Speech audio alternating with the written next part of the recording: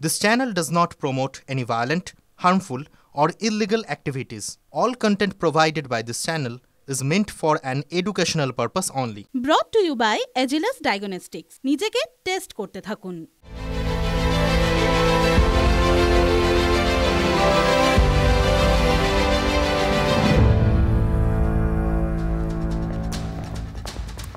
নমস্কার, রাত ৮টায় আপনার সামনে ঠোঁটকাটা শনি সন্ধে রাত ৮টায়। নিশ্চয়ই আপনি অধীর আগ্রহে অপেক্ষা করছেন আজ কি বলে ঠোঁটকাটা, কি বার্তা দেয়। আজ তো তিনি বললেন, ধৈর্য ধরে সব প্রশ্নের উত্তর দিলেন। বলতে চেয়েছিলেন কি? কারণ অভিষেক ব্যানার্জির ডায়মন্ড হারবারের আমতলায় ডাক্তারদের নিয়ে সামিট ছিল। সেখানে মঞ্চে প্রায় 50 মিনিট বলেছেন, তারপরও সাংবাদিকদের সব প্রশ্ন শুনেছেন, জানতে চেয়েছেন আরো প্রশ্ন আছে কি না। সব প্রশ্নের উত্তর দিয়েছেন। দেখে মনে হচ্ছিল আরো প্রশ্ন থাকলেও উত্তর দিতেন, তৈরি ছিলেন। সাবধানে উত্তর দিয়েছেন যদিও, তবে যা বলার স্পষ্ট করে বলেছেন, মানে বার্তা দিয়েছেন। বার্তা দিতেই চেয়েছিলেন। আমি আপনাদের সাথে থাকবো, কথা দিলাম, চিন্তা করবেন না। আর আমি কথা দিলে কথা রাখি। আমি লুকিয়ে চুরিয়ে কোনো কাজ করি না, যা বলি সামনে থেকে বলি, যেটা ঠিক মনে করি সেটা বলি। আমি আমিত্বে বিশ্বাস করি না, আমি টিম ওয়ার্কে বিশ্বাস করি। আর আমি তো বারবার বলেছি, আমি দলে সংগঠন করতে বেশি স্বচ্ছন্দ বোধ করি। আমার ওসব কোনো আশা আকাঙ্ক্ষা নেই। দৃষ্টান্ত হিসেবে ডায়মন্ড হারবার মডেলকে স্থাপন করা উচিত। স্থায়িত্বকে আমি ভয় পাই, আর চ্যালেঞ্জ আমি পছন্দ করি। কোন চ্যালেঞ্জ? বার্তাটা পড়তে পারলেন? দেখুন, এই বার্তা একদম ডিকোড করে করে আপনাকে বলবো, একটু সময় দিন। তার আগে ওই যে বার্তা ভদ্রলোক গতকাল দিয়েছিলেন, যা নিয়ে রাজনীতি তোলপাড় করছে, সেই বার্তায় নজর রাখি। লোক কম পড়িয়াছে। হ্যাঁ, দুনিয়ার দ্বিতীয় বৃহত্তম জনসংখ্যার দেশের 141 কোটি মানুষের দেশ চীনের সরকার বলছে লোক কম পড়িয়াছে। কাজের লোক কম পড়িয়াছে কারণ জনসংখ্যার বেশিরভাগই বয়স্ক, তাতে কাজ চলে না। তাই এক সন্তান নীতি থেকে সরতে সরতে চীনে এখন 3 সন্তান নীতি। একই কথা বলছেন দুনিয়ার সবচেয়ে বেশি জনসংখ্যার দেশ ভারতের দক্ষিণের ধনী রাজ্য অন্ধ্রের মুখ্যমন্ত্রী চন্দ্রবাবু নাইডু। দক্ষিণের আর এক ধনী রাজ্য তামিলনাড়ুর মুখ্যমন্ত্রী MK স্ট্যালিন বলেছেন, কেন 16টি সন্তানের লক্ষ্য নিচ্ছেন না? রাজ্যের জনসংখ্যা বৃদ্ধির হার কমলে লোকসভায় রাজ্যের MP কমবে, কেন্দ্রীয় করে রাজ্যের ভাগ কমবে। দেশের বড় রাজ্যগুলোর মধ্যে তামিলনাড়ুর পর জন্মহার কম আমাদের রাজ্যে। সেখানেও এবার হাম দো হামারে দো থেকে সরে হাম দো হামারে চার। চীনের সঙ্গে লড়াই করতে গেলে চীনের আপনার পরিমাণের মানে জনসংখ্যা আনতে গেলে হাম দো হামারে চার দরকার, হাম দো হামারে দো হবে। আজকের টেস্ট লাংসের টেস্ট, মানে ফুসফুসের টেস্ট। কার কত দম আছে তা বাহু দিয়ে নয়, ফুসফুস দিয়ে জানা যায়। আপনিও টেস্ট করিয়ে নিন, বার্থডেসগুলোতে কাজে আসবে। তাই যখন হেলথ টেস্টের কথা আসে, আমার ভরসা হলো India's largest diagnostics company Agilus diagnostics. নিজেকে টেস্ট করতে থাকুন। রাজ্যের প্রবীণ মন্ত্রী পেশায় শিক্ষক সিদ্দিকুল্লাহ চৌধুরী কথাটা বলেছিলেন বিধানসভার ভিতরে।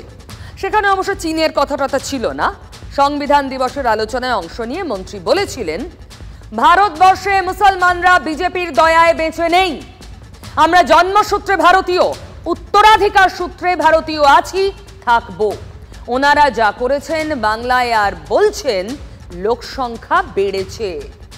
আপনাদের হাম দো হামারে দো, আমরা চলছি হাম দো হামারে চার, তো বাড়বেই।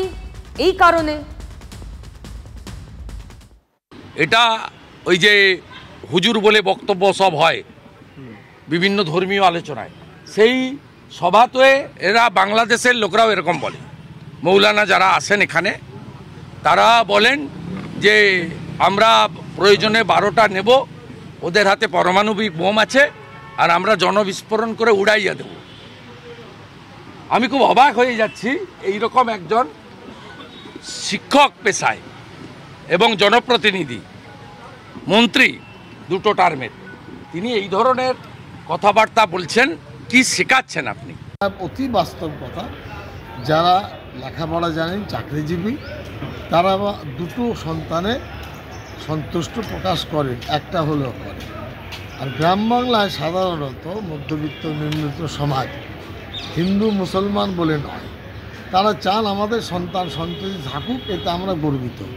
চীনের সঙ্গে লড়াই করতে গেলে চীনের আপনার পরিমাণের মানে জনসংখ্যা আনতে গেলে হাম তো আমার চার দরকার, হাম তো আমারও তো হবে।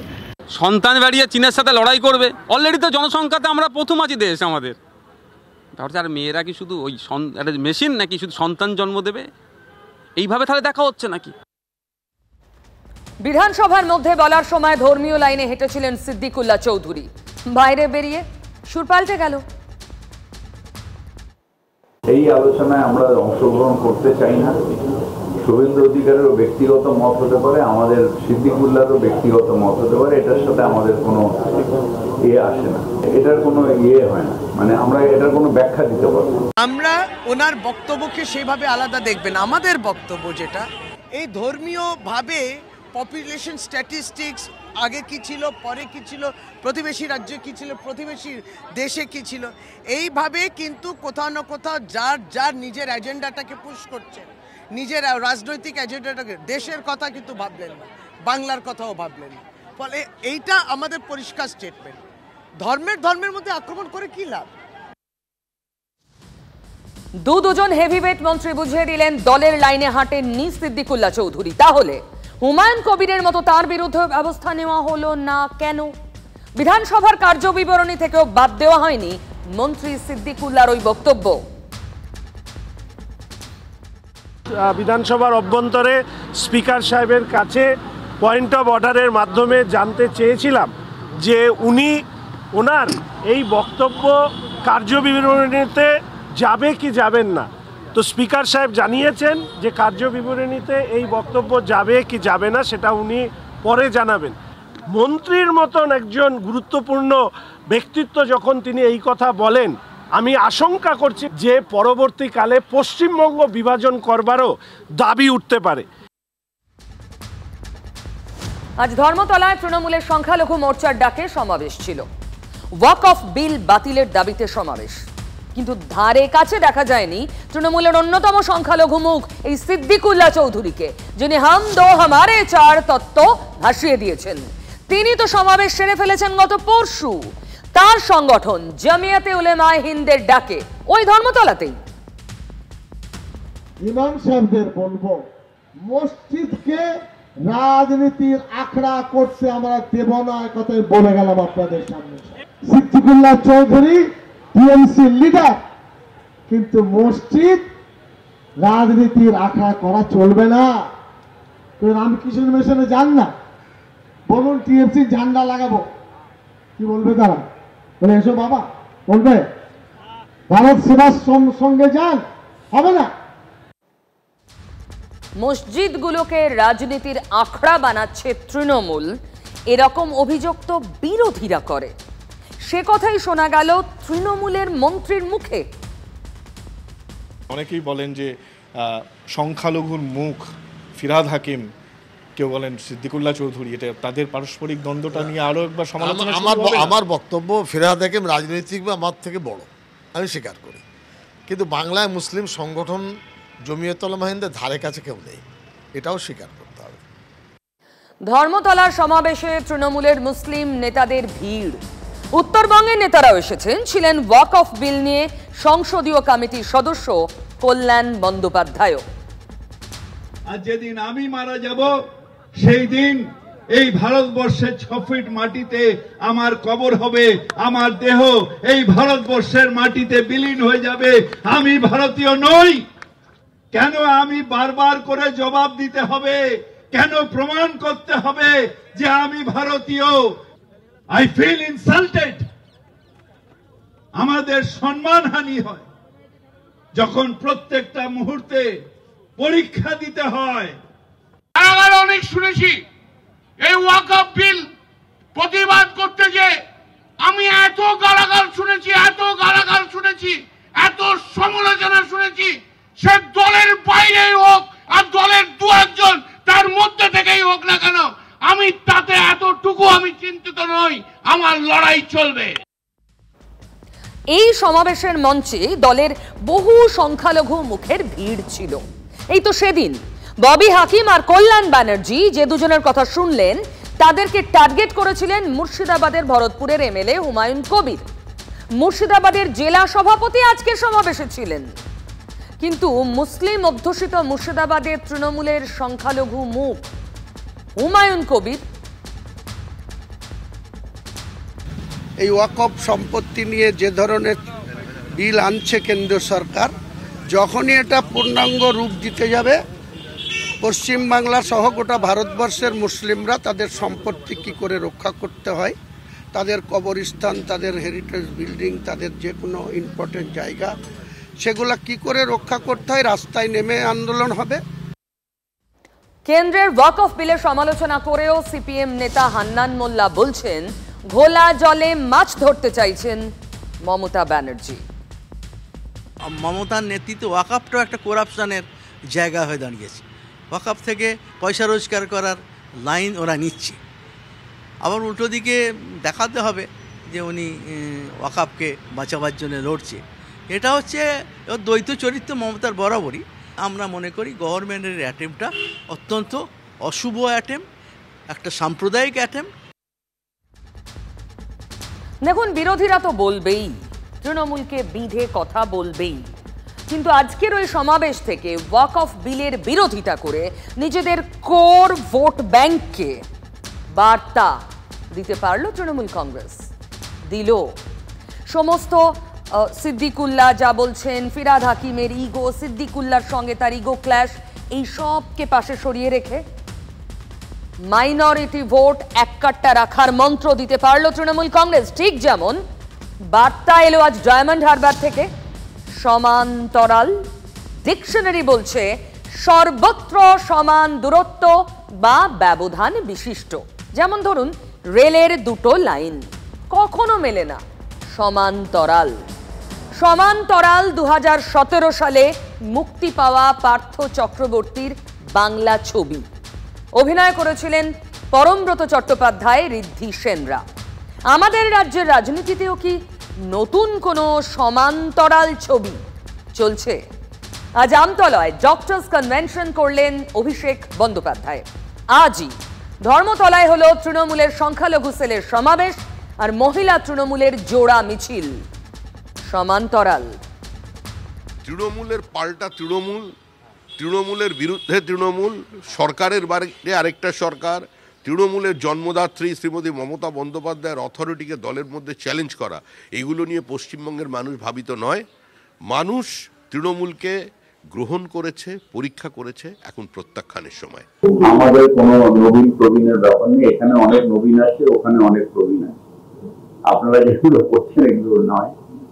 ওখানে ওদের কনস্টিটিউয়েন্সিতে একটা ডাক্তারদের প্রোগ্রাম আছে, আর এখানে আমাদের মাইনরিটি সেলের একটা প্রোগ্রাম আছে, এটার সাথে কোনো সম্পর্ক নেই। এই সমস্ত ন্যারেটিভ তৈরি করাগুলো হচ্ছে সংবাদ মাধ্যমের কাজ। কারণ এই যে প্রপোজাল যে আমরা 30+1 করব, এটা ন্যাশনাল ওয়ার্কিং কমিটির মিটিংয়ের পরে আমি বলেছিলাম, যাতে আমাদের মাননীয় সাংসদ, সর্বভারতীয় সাধারণ সম্পাদক উপস্থিত ছিলেন এবং অপরাজিতা বিল নিয়ে এই কর্মসূচি করা তার প্রস্তাব ছিল। কোথাও ভাগ নেই, আমরা সবাই একসাথে। ভাগ করার চেষ্টা করবেন না, তাতে আপনাদের অসুবিধা হবে, আমরা আরো শক্তিশালী হব। বেশ, মেনে নিলাম। দুজন সিনিয়র মন্ত্রী যখন বলছেন, তখন নিশ্চয়ই কোথাও কোনো ভাগ নেই। কিন্তু রাজ্যে সরকার আছে, সরকারের স্বাস্থ্য দফতর আছে, স্বাস্থ্যমন্ত্রীর নাম মমতা বন্দ্যোপাধ্যায়, হাসপাতাল, স্বাস্থ্যকেন্দ্র রাজ্যে আছে। তারপরও একজন এমপিকে নিজের কেন্দ্রে টানা 75 দিন ধরে 7টি বিধানসভা এলাকায় চালিয়ে যেতে হবে 2800 স্বাস্থ্য শিবির। কেন করতে হবে? অভিষেকের সেবাশ্রয় কর্মসূচি কি সরকারের সমান্তরাল কর্মসূচি নয়। দিন কোনো কাজ করা সম্ভব নয়। আমি আমিত্বে বিশ্বাস করি না, আমি আমরার নীতিতে বিশ্বাস। এবং এই সেবাশ্রয় মডেল শুধু বাংলা নয়, আমি চাই ভারতবর্ষে দৃষ্টান্ত স্থাপন করুক আপনাদের হাত ধরে। আরজি কর আন্দোলনের ধাক্কায় তৃণমূলের সঙ্গে ডাক্তারদের দূরত্ব বেড়ে গিয়েছিল অনেকটা। অনেকের মতোই আমতলার সমন্বয় অডিটোরিয়ামে অভিষেকের ডক্টরস কনভেনশন সেই ক্ষত মেরামতের চেষ্টা, সমন্বয়ের চেষ্টা। আন্দোলনের সময় ডাক্তাররা বারবার তাদের নিরাপত্তার দাবিতে সরব হয়েছেন, আর সেজন্য রাজ্য সরকার ইতিমধ্যে কাজ শুরুও করেছে। সুপ্রিম কোর্টও পর্যন্ত জানতে চেয়েছে কাজ কতদূর। প্রায় শেষ, লিখিত জানিয়েছে রাজ্যের সরকার। এ রাজ্যের সরকার অভিষেক সেখানেই থামছেন না, সমান্তরাল বোঝাবেন।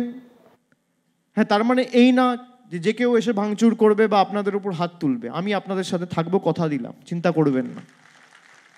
আমি একটা নাম্বার আপনাদের দিচ্ছি, কোনো অসুবিধা হলে এই নাম্বারে সরাসরি ফোন করে আমাকে জানাবেন। আমি 10 জনের একটা কমিটি তৈরি করে দেবো যারা আপনাদের সাথে যোগাযোগে থাকবে। আপনাদের কোনো রকম কোনো অসুবিধা হলে তৎক্ষণাৎ আমাকে জানাবে এবং আমি আপনাদের সাথে থাকবো। এর থেকে আনন্দের কিছুই হতে পারে না যে উনি যেরকম একজন মাননীয় সাংসদ, পার্টির জেনারেল সেক্রেটারি হিসেবে এবং সাংসদ হিসেবে তিনি নিজে বলছেন যে একটা হেল্পলাইন তিনি চালু করে দিলেন আজ থেকে, যেখানে ডাক্তারদের কোনো দিন আপনি আমাদের ডায়মন্ড হারবার পশ্চিমবঙ্গ ছেড়ে দিন, গোটা ভারতবর্ষ কোথায়, গোটা পৃথিবীতে পাবেন না যে একজন সাংসদ নিজের উদ্যোগে একটা হেল্পলাইন চালু করছেন, যেখানে ডাক্তারদের যদি কোথাও কোনো রকম অসুবিধা হয় তাকে সেখানে ফোন করে জানাতে।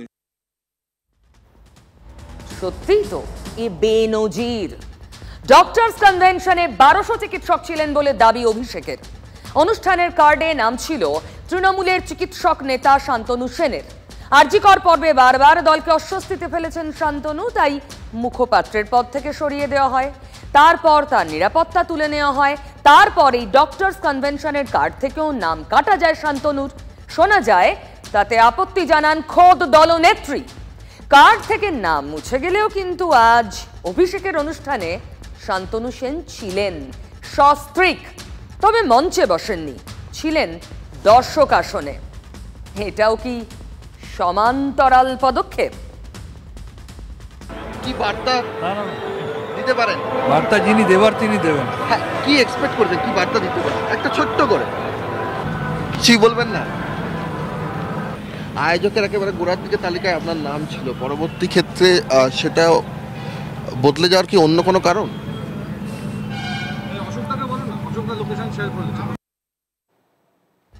কয়েকদিন আগেই দলের জাতীয় কর্মসমিতির বৈঠকের পর চমক।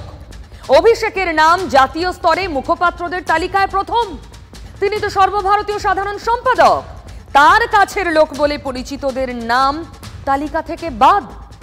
বুধবার দলের সাংসদদের সঙ্গে বৈঠক করেন অভিষেক, পরের দিনই আবার চমক।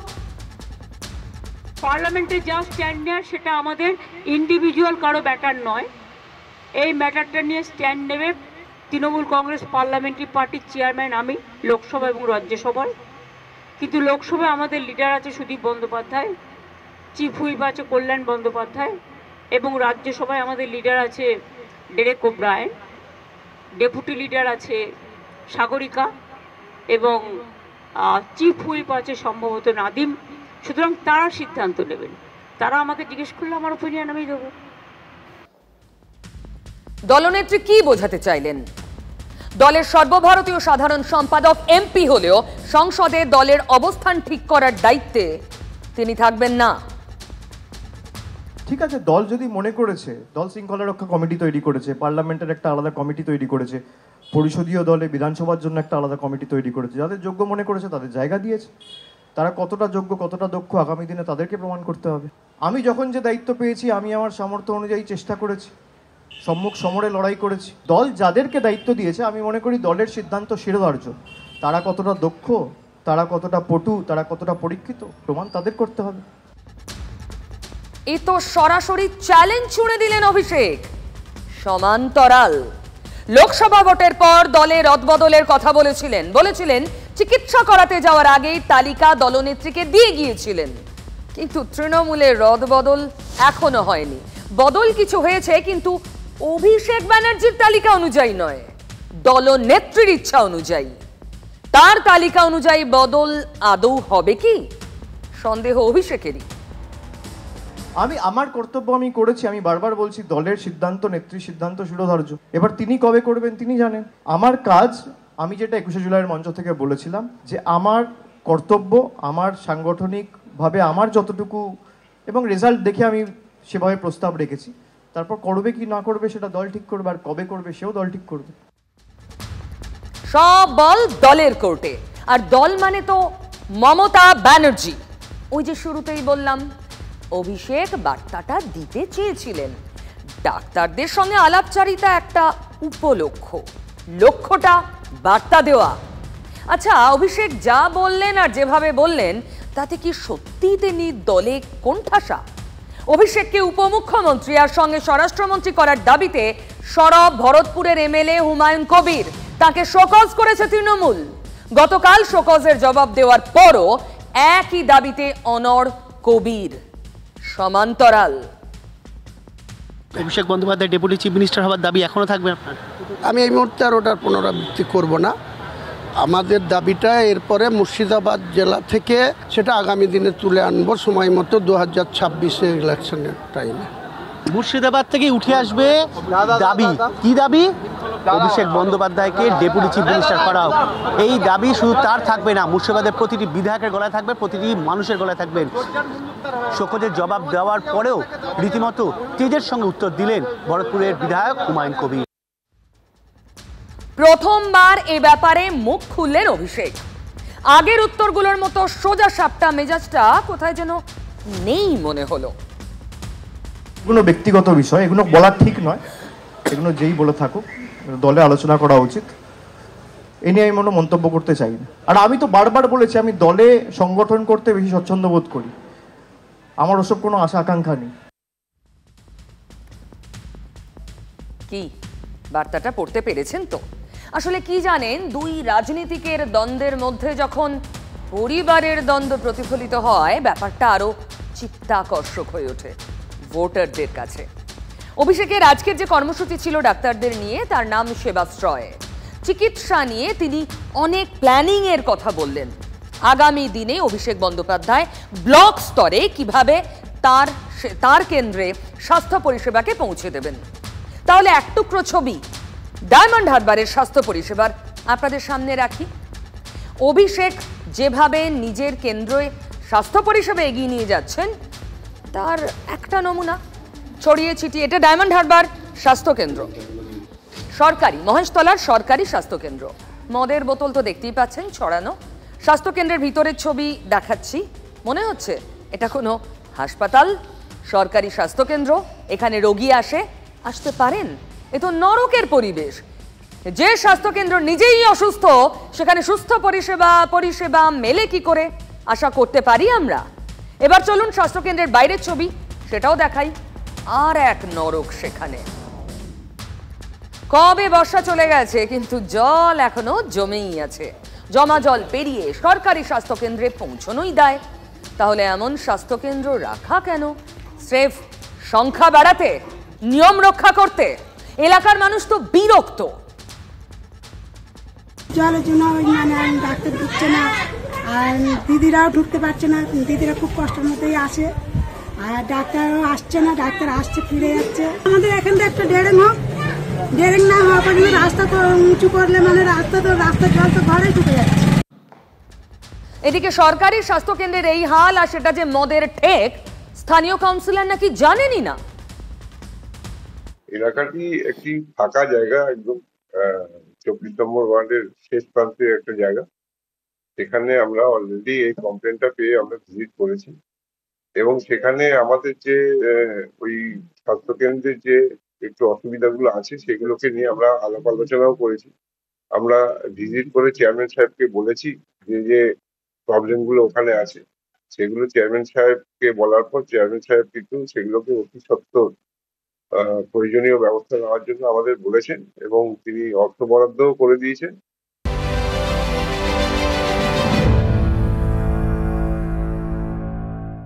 ব্রট to you by Agilus diagnostics. নিজেকে টেস্ট করতে থাকুন।